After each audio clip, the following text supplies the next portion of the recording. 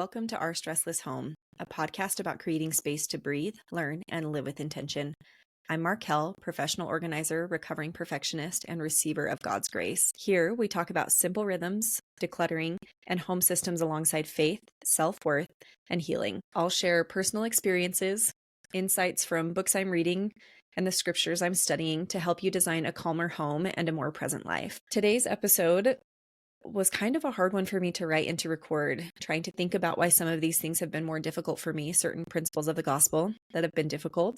But I feel like it's important for us to talk about the things that we have struggled with and the things that we're currently trying to overcome and work through.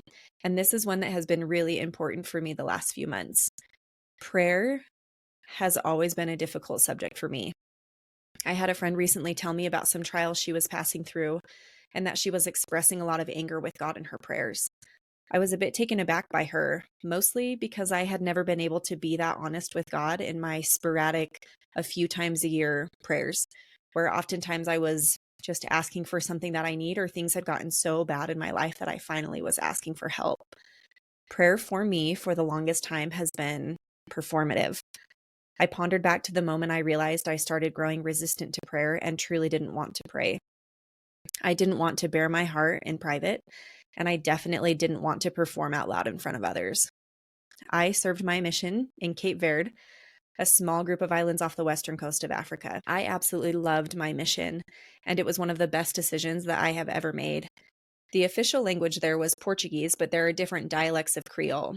So I read scriptures in Portuguese, spoke in Portuguese, but heard everything back in Creole. For my little perfectionist soul, it was really hard to learn a new language and to be willing to make mistakes. I was incredibly timid and I preferred to just smile a lot instead of trying to speak. About 4 months into my mission at a zone conference, I was asked to say the prayer before lunch in Portuguese, which, yikes. All right. Even though it wasn't my favorite, I agreed and was willing to try. I rehearsed the words over and over again in my mind, trying to think of the vocabulary words that were still so new to me. I walked to the front, I'm sure beet red, because if anybody knows me, when I get embarrassed, I turn bright red. And I said a quick prayer. Relieved that it was over, I started walking back to my chair. Then I heard my mission president's voice.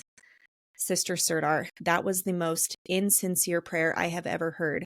Say it again, please. If we're going to have the Spirit here, we need to have sincere prayer. I was absolutely humiliated, but I walked back to the front of the room and I said it again. I'm sure it was even worse that time because I was so embarrassed and mortified. I knew my brain was absolutely checked out. My mission president, a native Brazilian, had amazing stories about exercising his faith through prayer. Stories and experiences I envied and left me filled with faith that answers to prayers like that were possible. But I hadn't practiced or experienced it myself. Before anyone jumps on my mission president for his actions, I have come to love him for his strengths. I have been grateful for the sacrifices that he made for the church and the members in Cape Verde. He definitely has a deep love for the Lord and amazing skills that allowed that country to grow and qualify for one of God's most amazing gifts, a temple. But that experience for me has been really troubling. For the last 10 plus years, I have struggled with a desire to pray, to open up in prayer, to share my true feelings with God, and to show anything I have deemed as weakness before Him. I have hidden my heart from Him for a very long time. As a result, I have leaned heavily into learning by study, a strong obsession with self-help books, self-improvement podcasts, and a general feeling that if I could just know more, then I could change myself enough to be acceptable before God. No need for sincere prayer when I can show God through my actions how much I can change on my own. This episode is so important because we are often trying to change ourselves before we allow God to work in our hearts. God is not waiting for us to prove ourselves. His grace is enough. The heart, not our actions alone, is key to true spiritual growth. When we trust God with our hearts, we unlock the life that we were made to live. Megan Fate Marshman writes, "We are told to trust in the Lord with all our heart, and this is why God is so interested in our hearts. They are key to unlocking the lives we were made to live. Jesus wants to lead us not only into forgiveness, but also into a new way of being and living, and all this will require a significant renovation of the heart." End quote. God is more interested in what's in our hearts than the perfection of our words or our actions. Today we're going to talk about three main things: hidden hearts and why God wants to see what we're hiding. 2, trusting God with our hearts, what it looks like and how to practice it. And 3, 2 movements in spiritual growth, opening our hearts and living differently. We will also look at real scriptural examples and personal experiences to show how this works in everyday life. So let's first do a little deep dive into the topic of the hidden heart. God cares about what is truly in our hearts. Megan writes, there is a difference between the kind of heart that God desires for us and the natural sinful heart that is still there. Even after we apply the atonement, even after we repent for making different mistakes, as we are trying to change and become somebody different, God truly desires a different heart and a different way of being for us. And so it takes time for us to change from the heart that is still there, the sinful heart that still exists, to the kind of heart that God desires for us. So what does it look like to trust God with your heart? We don't trust God by saying, God, I trust you. We trust him by opening our hearts, by saying things like, God, teach me what's in there. God, this is really hard for me and I don't know why it's hard. Teach me. When we open our hearts to God, we allow him the space to come in, to change it, and to make us somebody new and someone different. I love the definition that Charles Feldman gives on what trust is. He says, trust is choosing to make something important to you vulnerable to the actions of somebody else. That is the ultimate kind of trust in God, in being able to open up your heart to him, to tell him every single thing that you are feeling and seeing and experiencing, because you are trusting him enough to make something important to you vulnerable to his actions. You're trusting him with the information that he can hold space for it.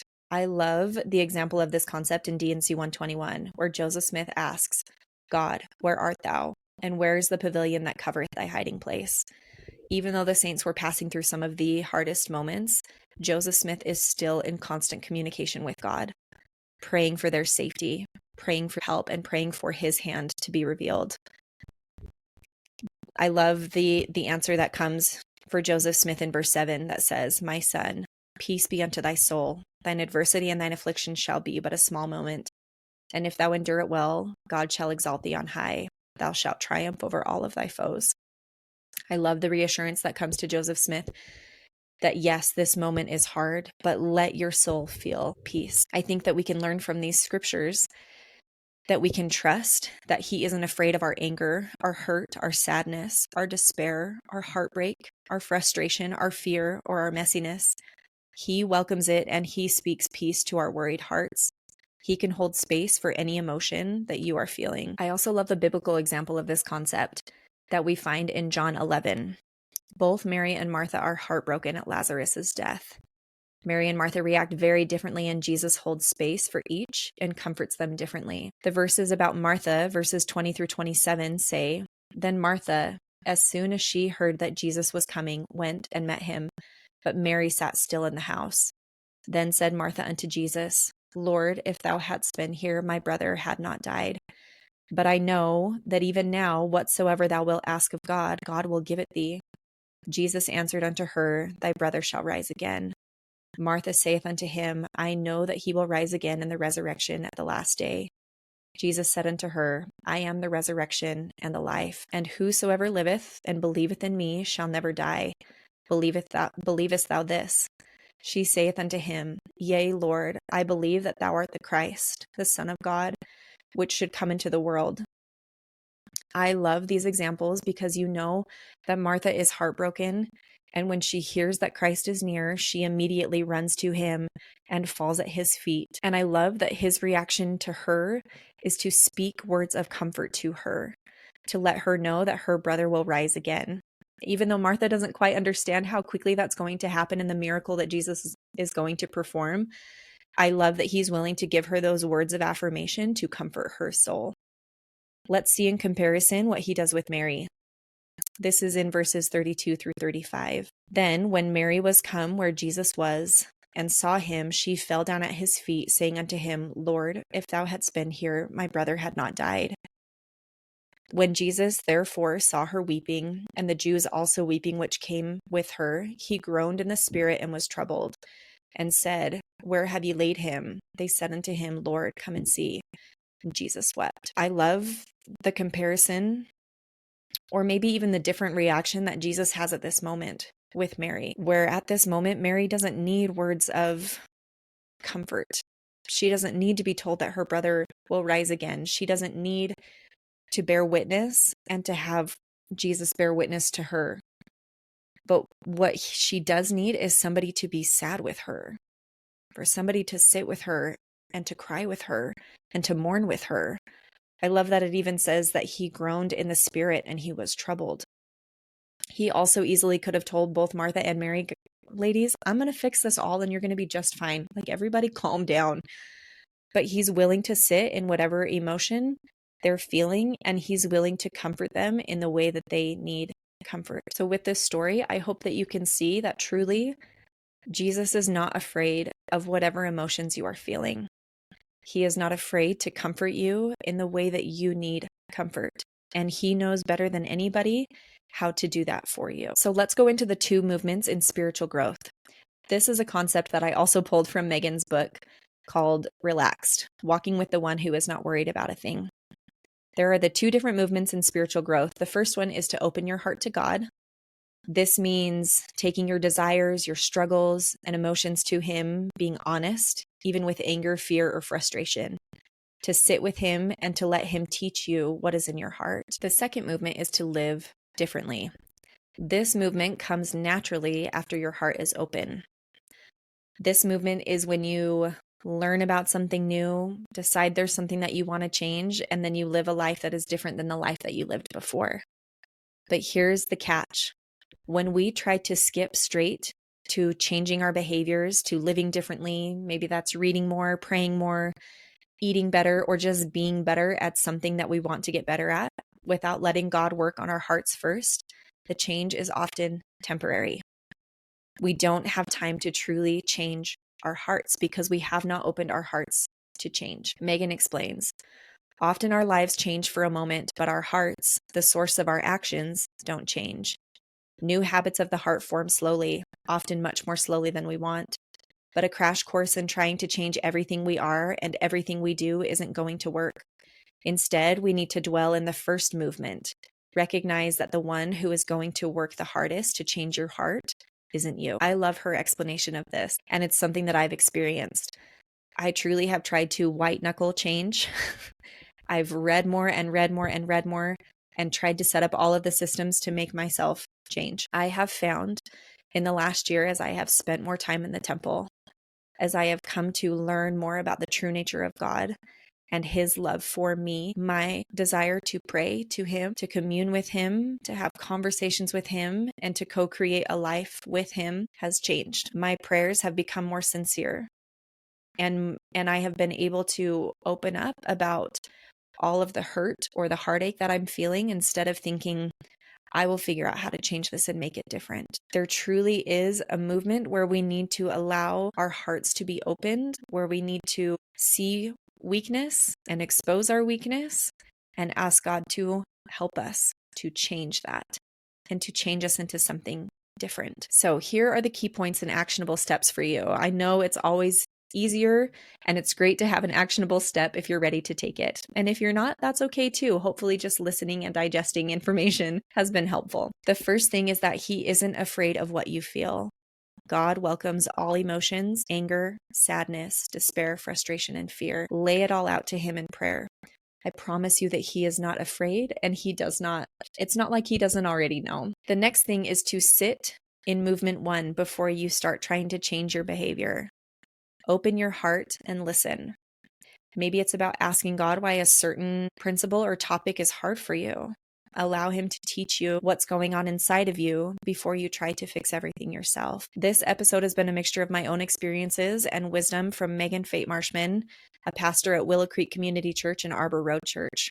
Her book, Relaxed, Walking with the One Who is Not Worried About a Thing, has taught me so much about grace.